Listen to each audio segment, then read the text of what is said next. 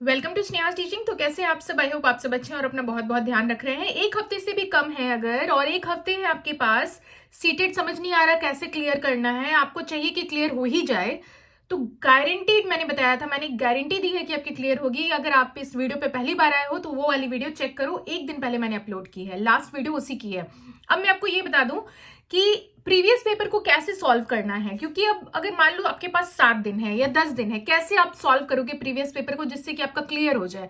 ऐसा नहीं है ना कि बस सॉल्व कर रहे हैं, आता नहीं। एक गलत अप्रोच आपको सीटेट में फेल करा सकता है और एक सही अप्रोच आपको आपकी मंजिल तक ले जा सकता है। तो आज मैं आपको डिटेल बताने वाली हूं कि कैसे आप पेपर को अप्रोच करोगे, प्रीवियस पेपर को इन 7 दिनों में कैसे मैजिकल 7 डेज में, मैजिकल 10 डेज में आप कन्वर्ट कर दोगे कि आपको ये जादुई वक्त लगेगा और आप भी किसी वक्त मेरी तरह बोल रहे होगे कि मैंने तो 10 दिन में सीटेट क्लियर कर लिया था, ठीक है, मैंने ज्यादा पढ़ाई नहीं की थी। ठीक है, तो चलो आज वो टॉप स्ट्रेटजी मैं आपके साथ शेयर करती हूँ। बहुत रेयर सीक्रेट है, सबको नहीं पता होता है, ठीक है।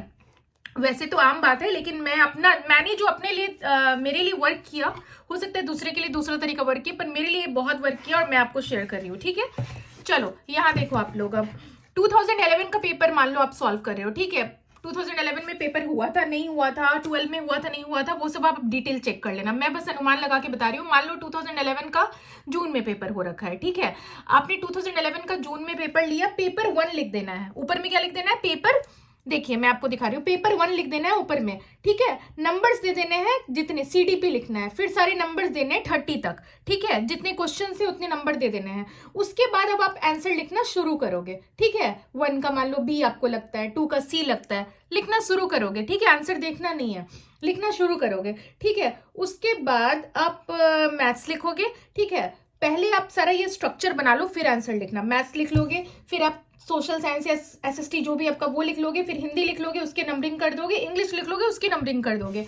उसके बाद आपको क्या करना है? उसके बाद आपको अपना अनुमान से आंसर बैठाते जाना है, तो आपका फास्ट होगा। इसका आंसर लिखोगे, फिर आप दूसरे पे पहुंचोगे, फिर आपने मैथ्स लिखा, फिर नंबरिंग दोगे, फिर आंसर करोगे, तो वो टाइम टेकन प्रोसेस है, उसमें ज्यादा टाइम लग सकता है। तो पहले स्ट्रक्चर रेडी कर लीजिए, यानी कि पहले सीडीपी लिख लीजिए, 30 नंबर तक लिख दीजिए, फिर मैथ्स लिखिए, फिर 30 तक लिखिए, फिर एसएसटी या साइंस जो भी है, फिर उसमें जितने क्वेश्चन है वो लिखिए, हिंदी लिखिए, फिर हिंदी के जितने भी क्वेश्चन है वो लिखिए, मैथ्स में 30 तो जितने भी क्वेश्चन है आपके मैथ्स के वो प्रॉपर लिखिए, ठीक है। हिंदी है या इंग्लिश है, जितने भी क्वेश्चन हैं प्रॉपर वो लिखिए। उसके बाद आप आंसर देना शुरू कीजिएगा, ये नहीं कि स्टार्टिंग में ही आंसर देना स्टार्ट कर दीजिएगा, ठीक है।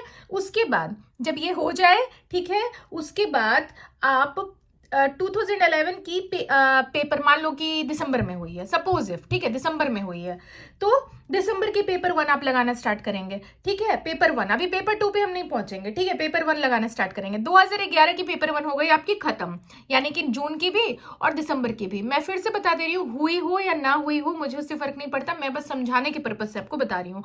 मान लो 2019 की ही आप लगा रहे हो, जून की और दिसंबर की, ठीक है।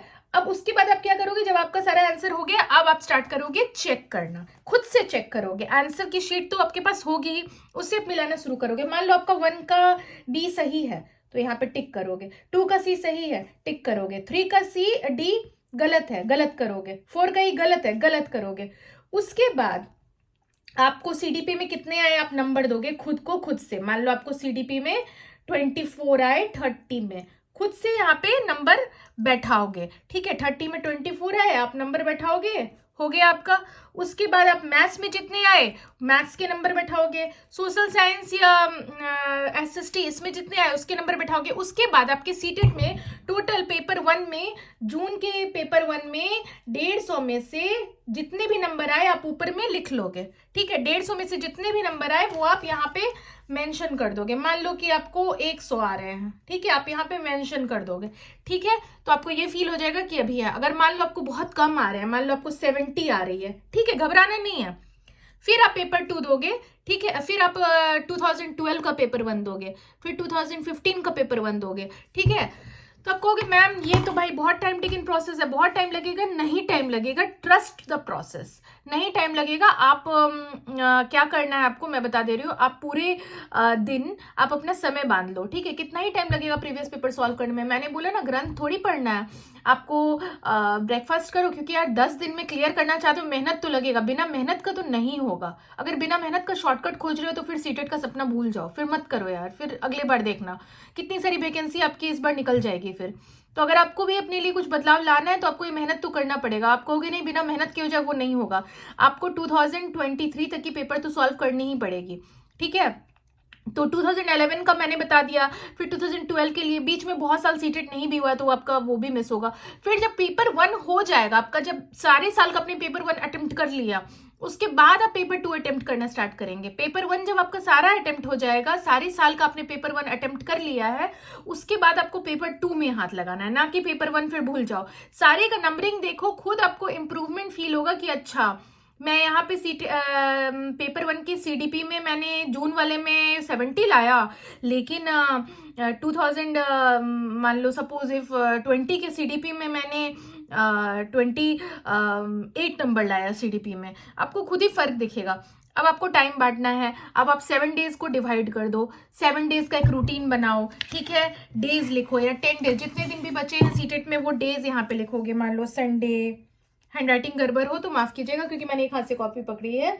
मंडे, ठीक है, ट्यूसडे, वेडनेसडे, जो आने वाले डेज हैं वो आप लिख लोगे। और यहाँ पे आप टारगेट बना लोगे कि संडे को मुझे 2011, 2012, सपोज इफ मैं एग्जांपल दे रही हूँ, हुई हो या ना हुई हो सीटेट वो छोड़िए, 13 की सीडीपी पेपर 1 और 2 मुझे सॉल्व करनी है, ठीक है। इसी तरह से बांट सकते हो। अब आपने जब टारगेट बना लिया ना, तो अब आप कैसे भी उसे करोगे। जब आपने टारगेट बना लिया है तो आपको पता है कि आज मुझे 3 साल की करनी है, तो यानी कि 3 साल की करनी है तो मुझे आज एनी हाउ करना है। ब्रेकफास्ट कर लोगे, तब तक आपका ब्रेकफास्ट के बाद आप 2011 टारगेट करोगे, लंच के बाद आप 2012 की पेपर 1 और पेपर 2 टारगेट करोगे, फिर डिनर में 2013 की पेपर 1 और पेपर 2 टारगेट करोगे, ठीक है, जून और दिसंबर।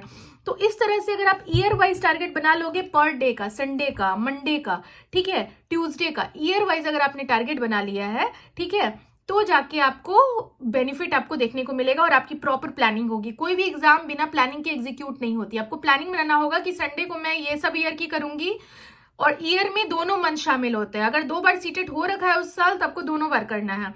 मंडे को मैं ये 2 साल टारगेट करूंगी, ट्यूसडे को मैं ये 3 साल टारगेट करूंगी। अब आपको ये टारगेट करना है कि कैसे आप उस चीज को डिस्ट्रीब्यूट करके 2023 तक आप पहुंच सकते हैं। किसी दिन ज्यादा मेहनत लग रहा है तो उस दिन घर में पैक हो जाइए। बाहर जाने की जरूरत ही क्या आपको, क्या दोस्ती करनी।